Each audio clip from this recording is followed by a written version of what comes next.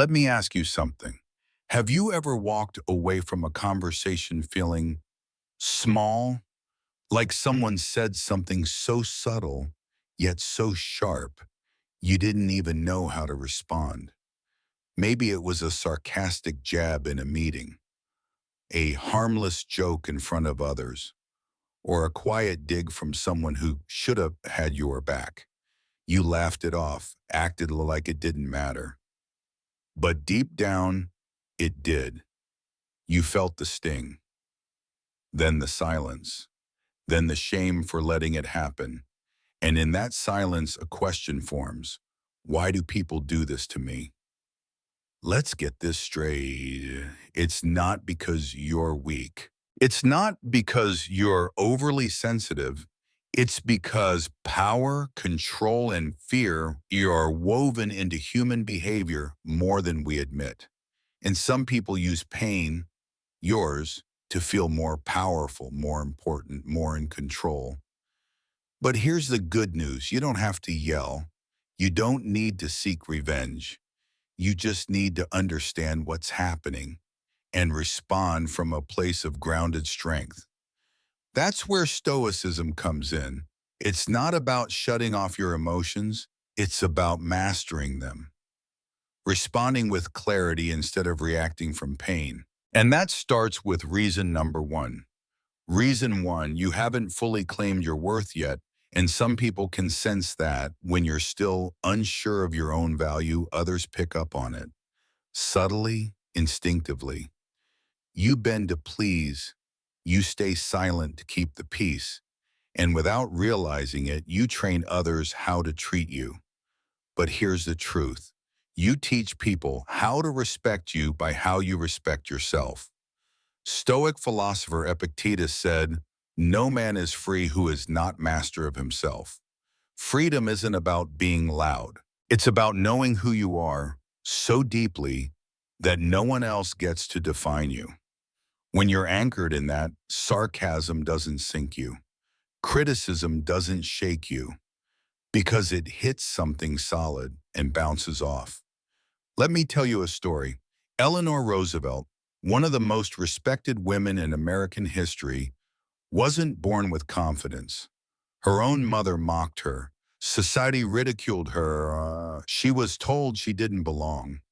But she didn't shrink. She did the work. Quietly, steadily. She chose conviction over comfort.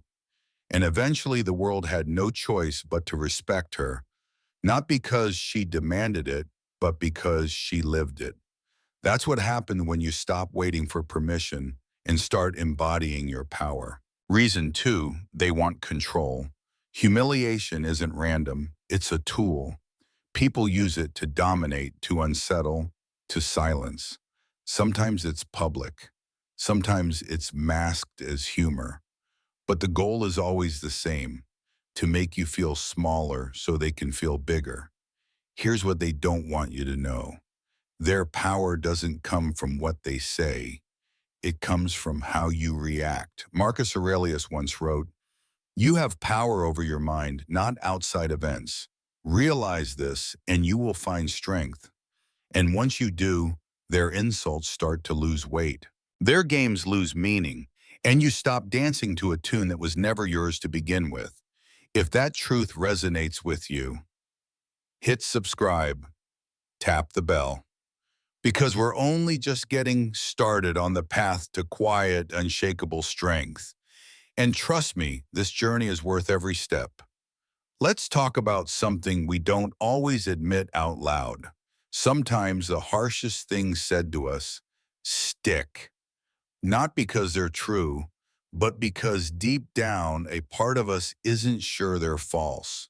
It could be a sarcastic remark, a passive-aggressive comment, or a moment where someone questions your worth, and for some reason it cuts deeper than it should. Why? Because when you haven't fully realized your value, those words don't just bounce off. They pierce, they plant doubt, and worst of all, they linger. This is the first and perhaps the most foundational reason why people feel they can tear you down. You haven't fully claimed your worth yet. Now, don't take that as blame. It's not a flaw, it's a human condition. So many of us were raised to be humble, polite, agreeable. We were taught to avoid conflict, to not make a scene, to be the bigger person. But here's the twist. When you don't speak up for your own value, others start to believe you don't see it either. And some people, whether intentionally or unconsciously, will test just how far they can push. It's not always malicious. Sometimes it's instinct. People pick up on energy, posture, tone. They sense whether you're standing on solid ground or shifting sand. And if you're unsure of your place, if you're still waiting for someone else to confirm your worth, they'll take advantage of that gap. But here's where the Stoics offer something powerful. Epictetus once said, "No man is free who is not master of himself." In other words, real freedom doesn't come from approval, applause, or external validation. It comes from knowing, truly knowing who you are. And once you do, something changes. You stop needing others to clap for you. You stop twisting yourself into someone you're not just to be liked. You stop shrinking. Instead, you become rooted. That sarcastic joke, it hits a wall and falls flat. That passive jab, you see it for what it is and move on. Because now you're grounded in something no one else gave you and no one can take away. Let me give you a real-life example. Eleanor Roosevelt was once called ugly by her own mother. She was mocked by the press, by politicians, by the public. She had every reason to stay quiet, to hide, to let the world define her. But she didn't. She did the work internally. Slowly, steadily, she built her identity around her values, not others' opinions. And eventually, she became one of the most respected voices of her time. Not because she demanded respect, but because she embodied it. That's what claiming your worth looks like. It doesn't always roar. Sometimes it's just steady. So ask yourself, what would shift in your life if you stopped waiting for others to tell you you're enough and decided it for yourself? Because here's the truth.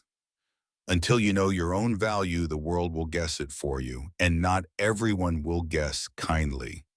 So if you've ever wondered why someone felt comfortable belittling you, maybe it wasn't about them seeing you as weak. Maybe it was about them sensing that you hadn't fully seen your strength yet. But now you do. And from here on out, the story changes. Let me ask you something real. Have you ever felt like someone was trying to make you feel small? On purpose? Maybe it was the way they cut you off mid-sentence. Maybe it was a joke that somehow only made you the punchline. Or maybe it was something more subtle, a tone, a look, a passive-aggressive remark that made your presence feel inconvenient. If you've been there, you're not imagining things. Because some people don't just want to be right, they want to feel superior. And one of the fastest ways to do that is to shrink someone else. It's painful, yes, but it's also calculated. And it reveals a deeper truth about how power plays out in everyday life. See, people who need control often reach for humiliation as a weapon. Why? Because it works if you let it. Making someone feel small can be a shortcut to dominance. It puts the other person on the defensive, it throws them off balance, and it lets the one who delivered the blow feel like they've won, even if they didn't make a real point. But here's what they don't want you to realize. Their power isn't in the insult, it's in your reaction. Think about that. A sarcastic comment only works if it gets under your skin. An eye roll only hurts if you feel the need to explain yourself. A cutting remark only stings when you believe the lie it carries.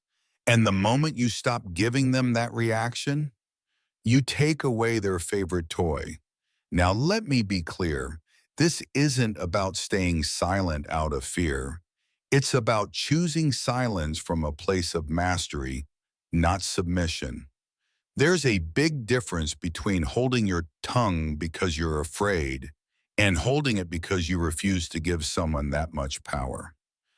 This is exactly where Stoic philosophy offers one of its most profound lessons.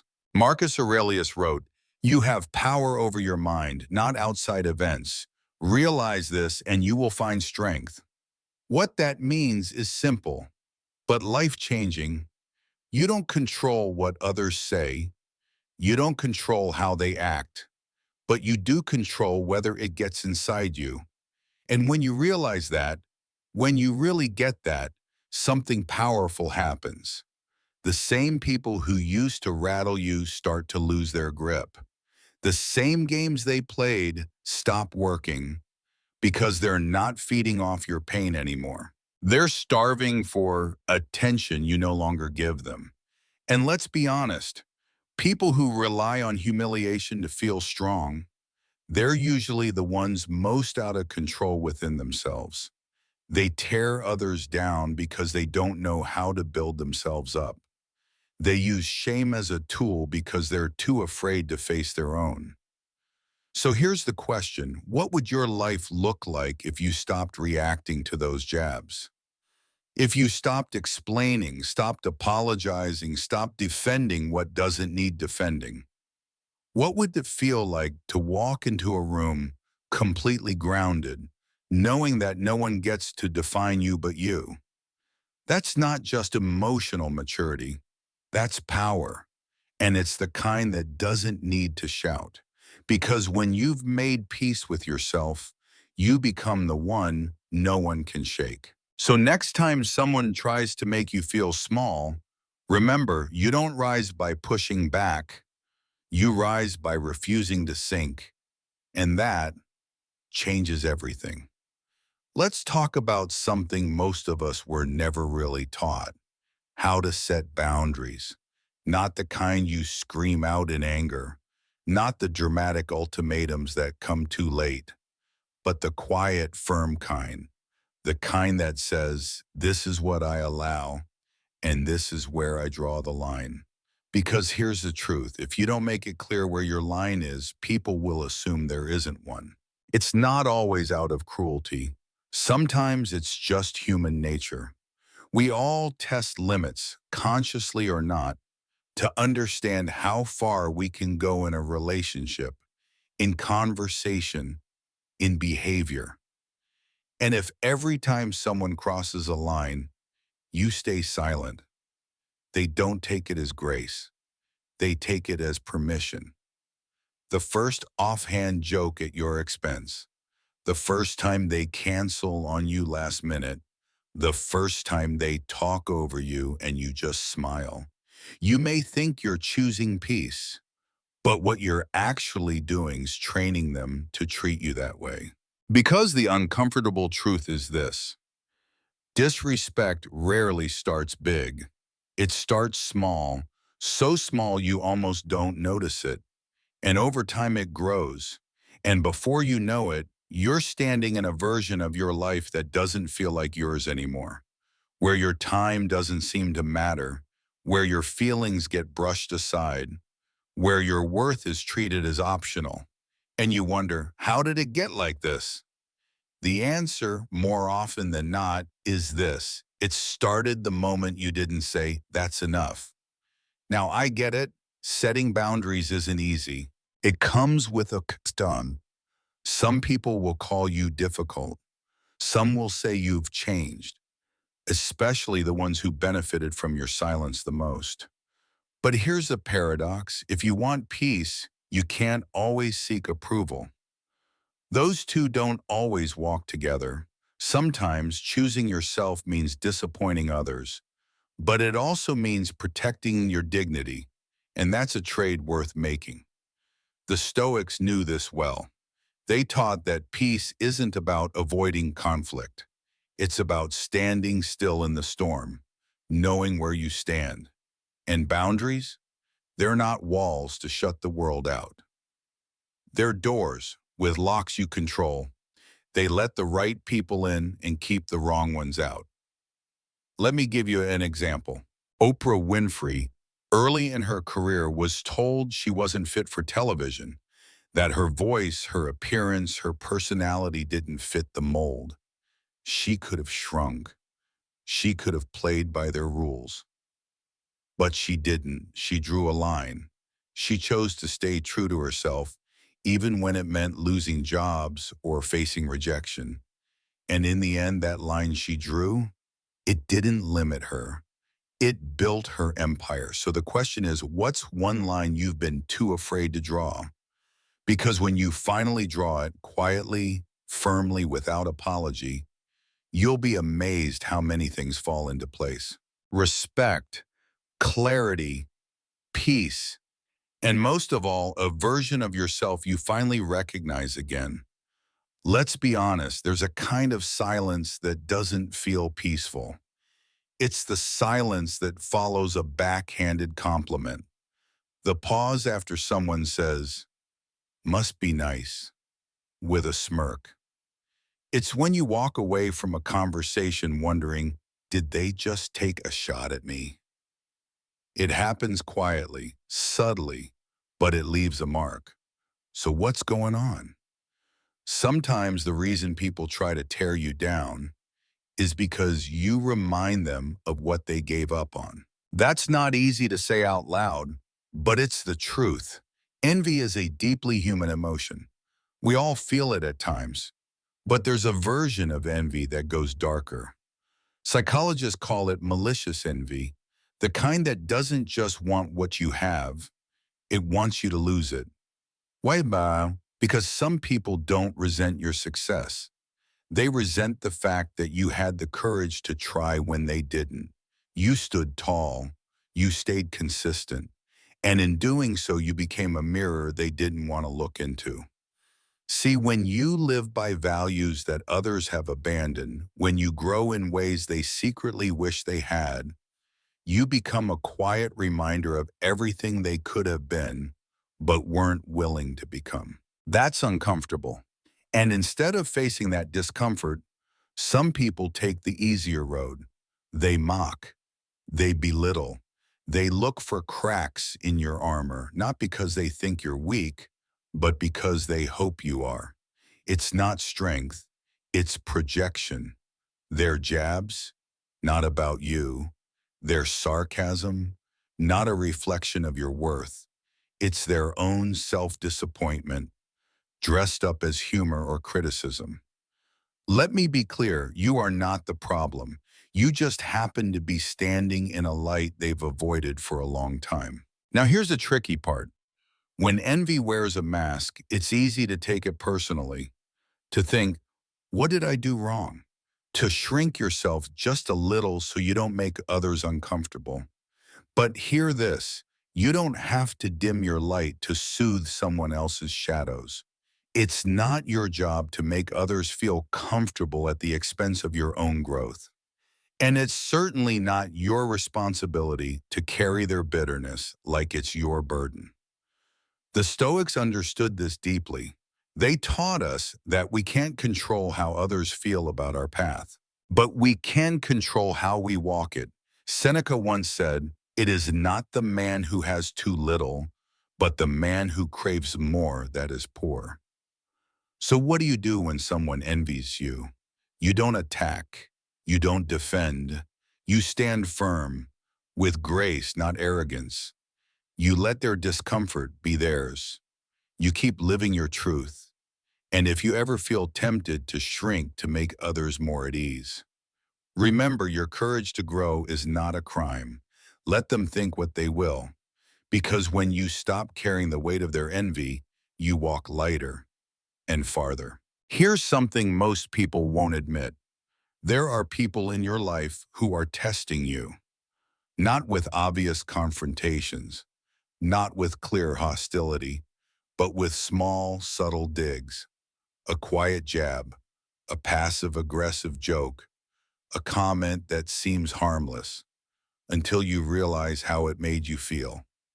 It starts with something you can laugh off, something you tell yourself isn't a big deal. But here's what's really happening. They're watching how you respond. And if you stay silent, if you smile through the discomfort, they take it as a green light, not just to repeat it, but to go further next time. See, some people don't test you to understand you. They test you to see what they can get away with. They'll never come right out and say, I'm going to see if I can disrespect you. But they will try softly at first, then more boldly over time. And if you don't show them where the line is, they assume there isn't one. But here's the powerful truth. Ending disrespect doesn't require yelling. It requires clarity. It requires presence. It requires you to communicate, not always with words, but with energy, with a calm gaze that doesn't flinch, with silence that says, I heard you and I'm not amused, with the quiet power of removing yourself from rooms where respect isn't present. You don't have to fight, but you do have to decide, because indecision is something people can feel. And when you haven't clearly decided how you want to be treated, others start deciding for you. Let me say that again. When you haven't made the decision to protect your dignity, someone else will make the decision to test it, and they'll keep pushing until they meet resistance. Not resistance made of anger or drama, but resistance made of confidence, stillness, boundaries, inner certainty.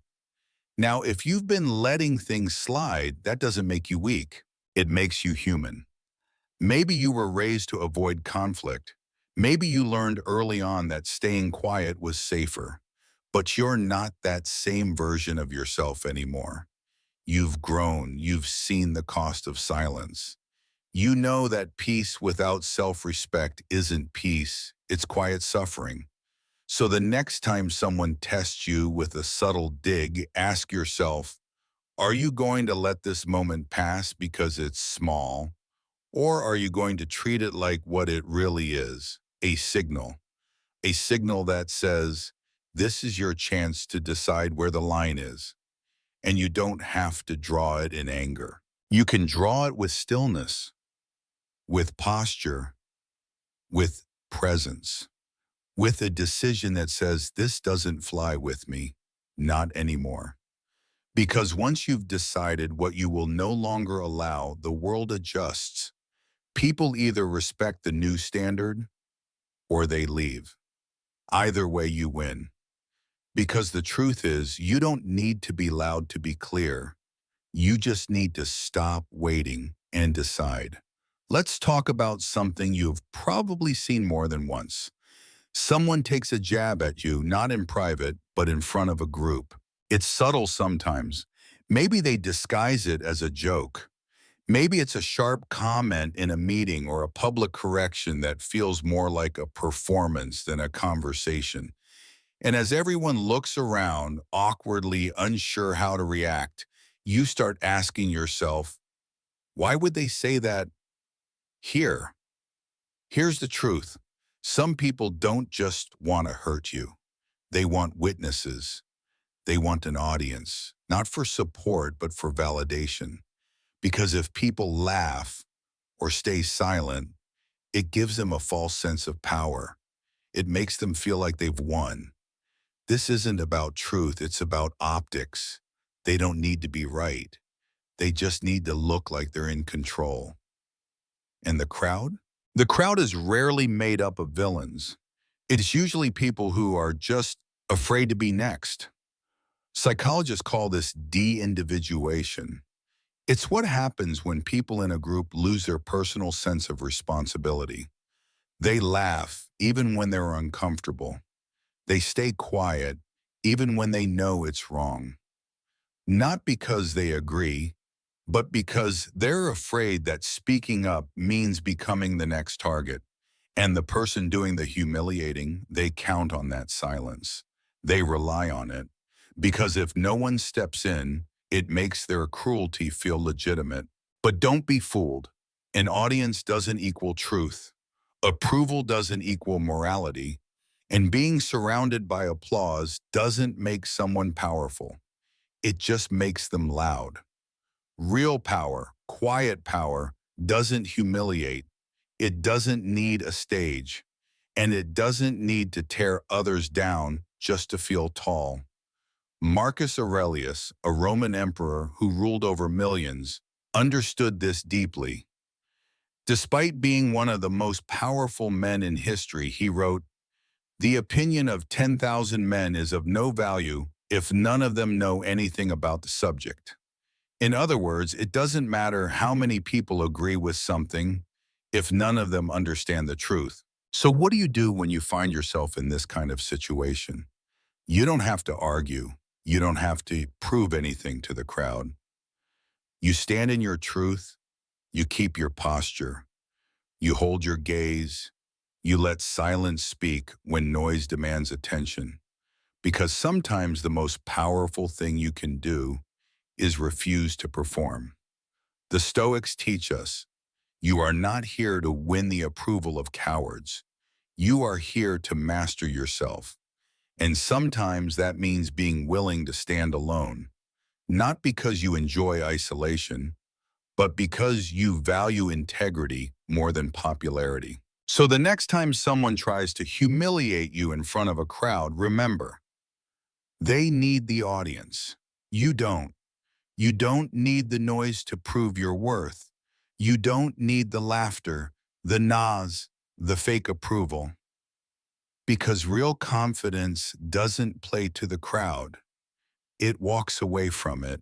Have you ever wondered why someone lashed out at you? Even when you did nothing wrong. You weren't rude. You didn't provoke. You were just being you, calm, steady, present. And still out of nowhere came the sarcasm, the dismissive tone, the subtle jab that felt more like a challenge than a conversation. It leaves you asking, what did I do to deserve that? Here's the truth no one tells you. Sometimes people don't hurt you because they hate you. They hurt you because they can't face themselves. It's not about you, it's about what you represent. Your calmness reminds them of their chaos. Your clarity reminds them of their confusion. Your steady confidence makes them feel the weight of their own insecurity. And instead of asking why they feel unsettled, they go after you. Because that's easier than turning inward. It's easier to project the discomfort than to own it. Easier to rattle someone else than to confront the fact that your life isn't in alignment. And when they see you holding yourself together, especially during moments they would fall apart, you don't just stand out. You become a mirror, and not everyone is ready to look into that mirror. That's what makes emotional strength so intimidating. Not because it's loud, but because it's honest. It reflects everything someone else isn't ready to deal with. Let's be clear. These people aren't always bad people. They might be struggling quietly. They might be carrying pain they never learned how to heal. And when they see someone living with intention, someone who knows who they are, it stirs something inside them. But instead of seeing you as inspiration, they treat you like a threat. And that's when the small attacks begin. But you don't have to fight back. You don't need to defend your peace. Because deep down, their reaction says more about their relationship with themselves than anything about you. The Stoics knew this. They taught us we cannot control how others act. We can only control how we interpret it. And once you understand where that energy is really coming from, you stop taking it personally. Their attempt to throw you off balance isn't proof that you're doing something wrong. It's often proof that you're finally doing something right. You're growing, you're grounded, and you've stopped needing approval from people who haven't even approved of their own lives. So the next time someone tries to disrupt your peace, ask yourself, is this about me? Or is this about what I remind them of? Because most of the time the answer is clear. You are not their enemy. You are just their reflection, one they're not yet ready to face. And the most powerful thing you can do is keep standing tall. Not to prove them wrong, but to prove to yourself that you don't have to lower your energy to match someone who hasn't yet found their own. Let's be honest. There will always be people who try to make you doubt yourself. They'll roll their eyes when you speak. They'll minimize your feelings. They'll say things just sharp enough to cut, but subtle enough to and little by little, it can chip away at you, make you question your voice, make you feel like maybe you're just too much, or maybe not enough. But let me tell you something that Stoicism and life both teach us. You're not small unless you believe you are. There's a quiet kind of dignity that comes from knowing your own worth, not flaunting it, not forcing it, just being rooted in it. And the people who try to shrink you, they're not always cruel, but they are often afraid of the space you take up without apology. Because the truth is, you're not here to please everyone. You're not here to win every smile, earn every nod, or soften yourself so others can feel comfortable. You're here to live with clarity, with integrity, with a kind of self-respect that doesn't need permission.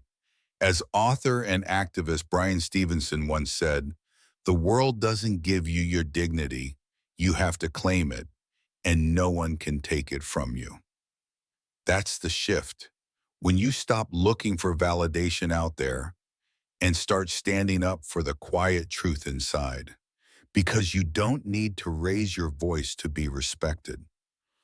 You just need to stop letting people lower your sense of self. And here's the beautiful part. That's not about being louder. It's about being unshakable. It's not about proving anything.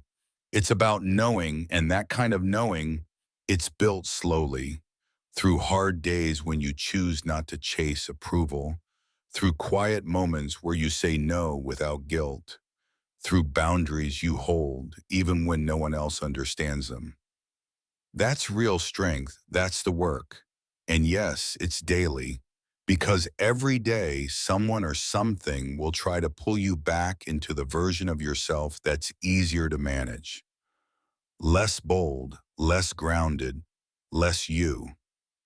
But you don't have to go back. You've come too far to shrink now.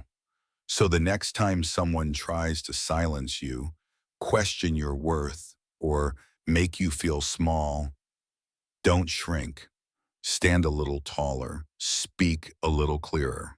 Or if needed, say nothing and let your presence speak for itself. Because when you carry yourself with quiet strength, you teach others how to treat you. And if this message resonates with you, if it reminds you of something you needed to hear today, take a second to subscribe. Because this channel isn't just about ideas, it's about practice, about building the kind of inner strength that lasts longer than applause, outlasts critics, and shows up when life gets hard. This isn't just a philosophy, it's a daily decision. And you don't have to walk that path alone. We're walking it with you.